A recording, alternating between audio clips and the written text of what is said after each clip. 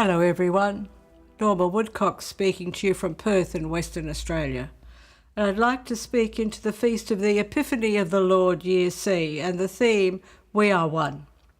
In the Gospel, Matthew 2, 1-12, tells us the story of the three wise men, the Magi, the three Gentiles, came from a far country to pay homage to the Christ child, while the Jewish leaders rejected him.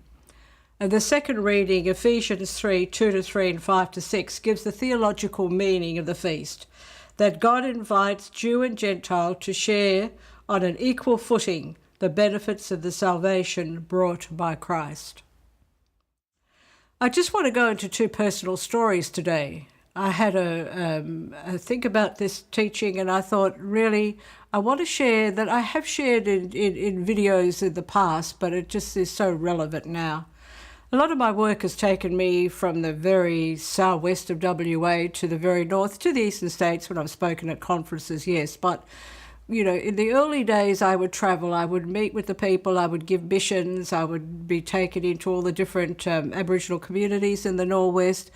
Anyway, I was booked in the very north of WA and was taken in on a charter plane, and the people who had booked me were taking me into this town. And when we were walking through this town, people were coming up to me, probably wondering who this strange lady was in their town, and they had their little children with them, and I was reaching out and I was just touching their little faces and saying a little prayer for them. And the people who had organised my trip actually said to me, "Don't pray for them, they're not Catholic." And I just kept praying anyway. And so for me, there was an understanding of that we are one. If these people want to come for a prayer from Christ through me, of course I will pray. And I think that illustrates a little bit about what God's actually asking us to do. There's no exclusivity in Christianity. There is no exclusivity in the world, full stop. We are one. We have to realise that at ever deeper levels. But I want to take you to a story of a very personal moment for me. I have a love of pretty clothes, and I was invited to this fashion parade in this big shopping centre, and we were all given a glass of champagne and looking at all these pretty clothes. And I went out into the mall just for a moment, just to have a little breather.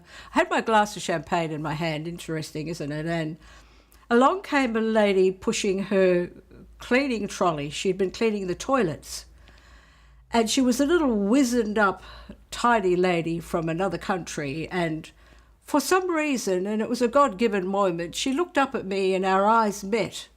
And I said, "How are you?" And she said to me, "Oh, good, I'm good. God is so good. God is so good." And I looked at her and I said, with my champagne glass in my hand, she with her trolley from cleaning the toilets, I said, "Yes, God is good." And she said, "I have food in my fridge. I have warm things to wear. And when I go to bed at night, I'm not cold. And God is so good." And the connection I had with that lady, I experienced the oneness into which we are born, but from which we are separated. We are born into one family. We are born through the mercy and the love and the goodness of God into oneness. And yet there's fragmentation and division everywhere we look. But in that moment, that little old wizened up lady and I were one. The love I felt for her, and I sensed she might have felt for me, brought about something that nothing can describe, nothing can bring about. It was the love of God manifest in that shopping mall with a lady with a trolley that had been cleaning the toilets and my glass of champagne. Our hearts met. I hope my stories have helped you. Look out this week for when you, out of fear or are perhaps deep training in the wrong way, find aversion towards certain people, turn around and reach out. And one day in heaven we will know this oneness that we are only but touching now. God bless you. Enjoy the feast of the Epiphany. And I look forward to meeting you again next week.